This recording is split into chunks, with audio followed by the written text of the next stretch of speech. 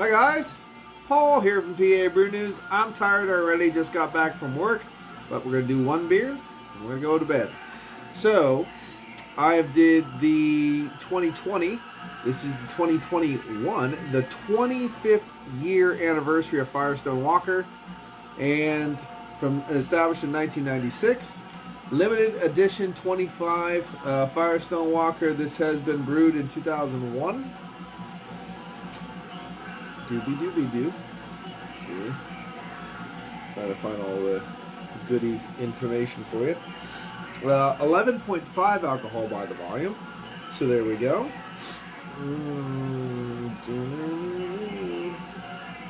And of course it came in the big box of all the 2021 versions, okay? The Parabola, Sticky Monkey, and the 25th.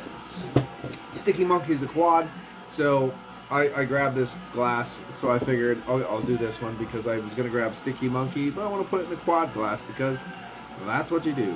So here we go. Find Leslie. There she is. Crack it open. There we go.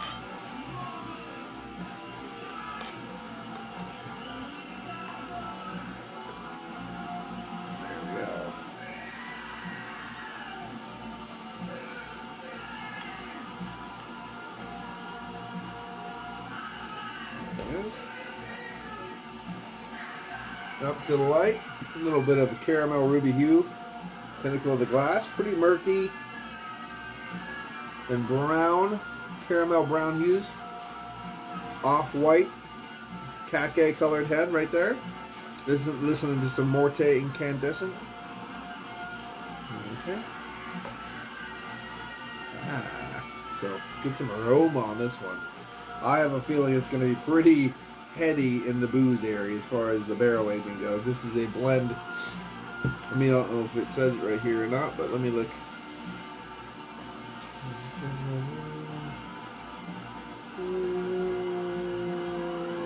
Nope.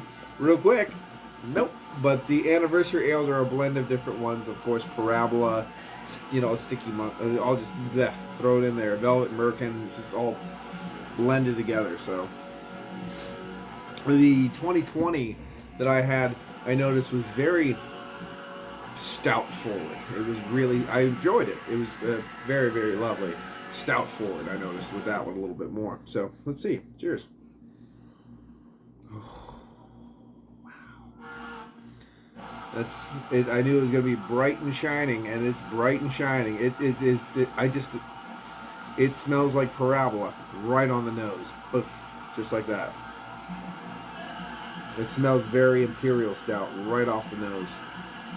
I have had vintages where it is barley wine-esque, like very barley wine forward with nuances of the darkness. This one, like 2020, it's like shining through Imperial Stout, and then you'll get other nuances on the back. It seems like that already with just that one or two whiffs of the nose now.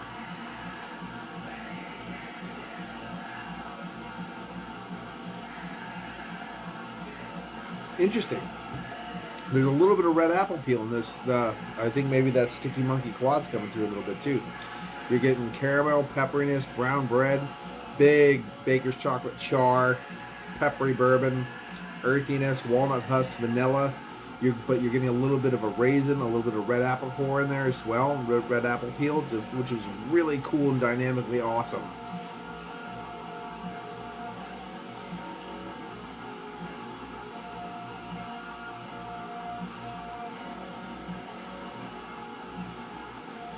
Really nutty, earthy coffee, vanilla sweetness, and I dare say, and I never usually get this, but Joe, I dare say I might get a little coconut in this one. Okay, buddy? So you'll definitely like this. But let's get to the taste of it. Cheers.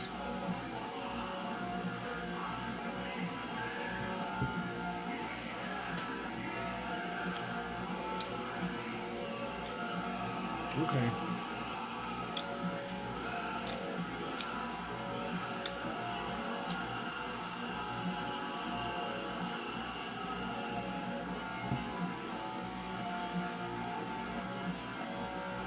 It does not drink like an Imperial Stout.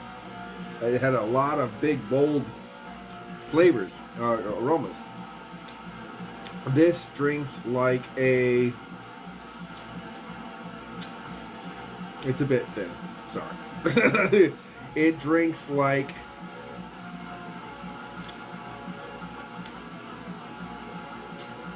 If I really had to say a beer it drinks like, as far as some of the characters, some of the body, it reminds me of something like a Rochefort 8. Not a 10, but more of an 8. It reminds me of something like that. The body type, the style, some of the nuances.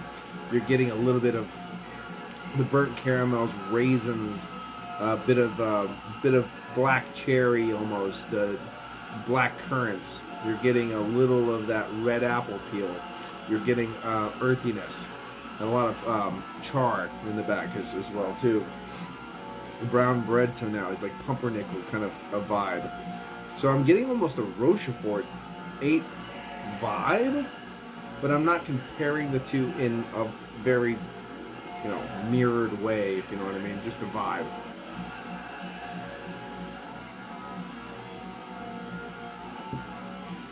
The Imperial Stout is only at the forefront, because it's like that hard shell of like a creme brulee, because it's got the other stuff inside it, and you go, oh, and you fall in. And then it just gets into this lighter, thinner body, more fruit flavors, dynamics like that. It just has this burnt Imperial Stout crust that you break through before you get into the meat of the beer.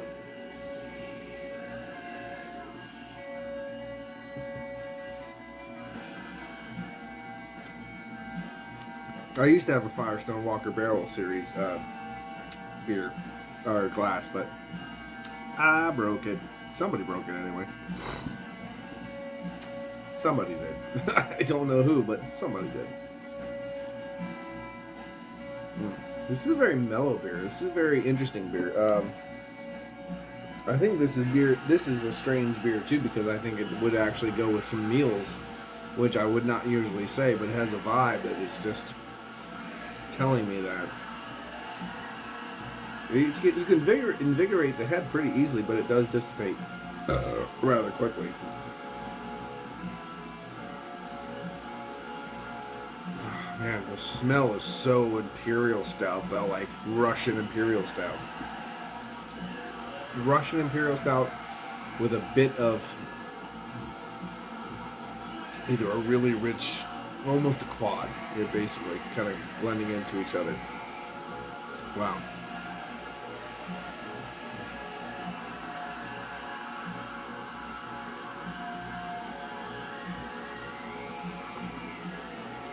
This is a very unique beer. Very unique. Star anise now. A little of that in there as well. Boy, I'd like to go back through this review and just knock down all the little tasting notes that I'm getting from this beer, because it's very interesting. I mean, it's like star anise, even a little bit in the background. I got something that reminded me of a little touch of a soy sauce almost in the background of this. Just a little bit of a nuance of some saline thing kind of happening in my palate as well. It's making my mouth water. It's a very interesting beer. It's a very good beer. Very unique beer. Possibly polarizing and very good. It's one of those kind of things. This is as far as just an experience and dynamic kind of character, this is probably the best year I've ever had, because it's just so like, holy blendy boy. It's pretty interesting. I really like it.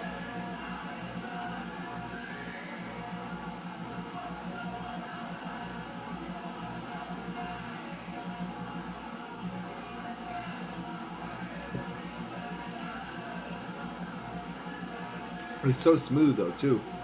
It's high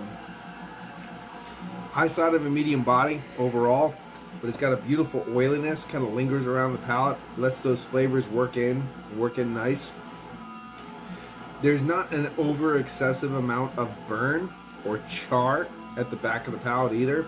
Everything's just left to linger and sit in and just slowly expand down. A lot of burnt sugars, caramel, burnt sugars, a little bit of those notes of minerality, little fruit tonalities of that kind of raisin, maybe, and a little bit of the apple peel just kind of came in and then went away. It's well, ooh, okay. Nothing's except for the little bit of the burnt sugar, slight sugarless baker chocolate thing, the burnt caramels, burnt sugars. Nothing else is really lingering in the palate for a long time. They're just kind of coming in and doing this and doing this and doing this, and then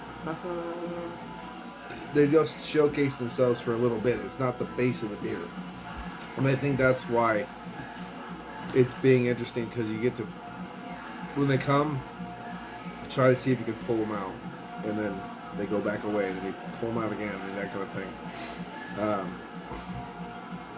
The caramel pepperiness of the bourbon and residual burnt sugars of the malt base are the things that really set the palate as the blanket for the palate, but then everything else kind of just comes out of it a little bit, shows themselves from underneath or something. I'm not exactly sure how to say that, but that's pretty damn interesting, I'll tell you that.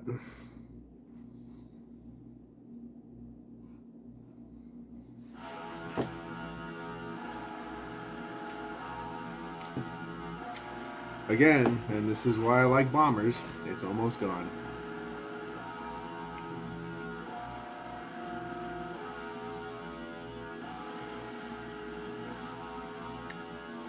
I've had 2 of the 3 beers now, and this was about $26 or something like that. I think it's well worth the 3-pack, and honestly, I wish I bought more than one, because this is the beer that you're just like, so good. This is stupid. This is stupid. This is nice. This is a nice one. Here, I should actually put this out too, because this is it. This is the box it came in. Here's the beer. There. Let's see. Oh, honestly, there really isn't too much. This year was different, however, when our brewers convened with their winemaking maker friends on the July 15, 2021. It marked a return to the in-person blending after conducting it all remotely in previous years. The significance of this moment was not lost on anyone, and it was made all the more special by the occasion of the 25th anniversary. That doesn't mean fucking anything to me. Tell me what fucking beers they used to, I swear to God. I thought something, and I can't remember what it was. It literally, even on the bottom, it tells you it was blended with this, blended with that, blended with this. It might have not been a Firestone Walker. It was Black Santas or something like that, but God. At first I wanted to say it was Firestone Walker. It would say it was this much this much that, this much this much that, and that's what the anniversary ale was. I swear, but it doesn't mean it's right. You know what I mean? Now, I think Black Santas actually says that too, like what blended this, blended that, but I don't even know. Black Santas is a really good beer too, very fun and tasty, and usually pretty reasonably priced. Like $13 is not a bad price for a good bomber of that. The beer you are holding in your hand, 25, was created on that day. It is a work of talent and togetherness that we all now privileged to share with you. Thank you for being part of our journey as we conclude this milestone year of Firestone. Okay, well, there you go. Enjoy this beer now, or cellar in a cool, dark place between 45 degrees Fahrenheit and 55 degrees Fahrenheit. Allow it to warm up in the glass when serving. Again, this really tells you nothing about the beer. There is a time and place for pontificating, and they are doing that in spades, but, at least they're not Brewdog style pontificating, or whatever, Dogfish Head. But at the same time, I really would like to see what the blend was and what beers were in it. I think that would be cool. I think as a drinker, an educated craft drinker. I know they don't like educated drinkers in the beer society, but it's a new wave. You know what I mean? And I think that would tickle our fancies to know and put that on the box what the blend ratio was. I'm like, oh, that's so fun. Let's see if, oh, I like that, you know, but they don't do it. So screw it. Anyway, I really like this. I'm going to actually give this a 9.5. It is not as thick as I would like it, but I'll tell you what, this is a fun blend, and it is a fun beer, and is a tasty ass beer. Hides the 11.5 perfectly.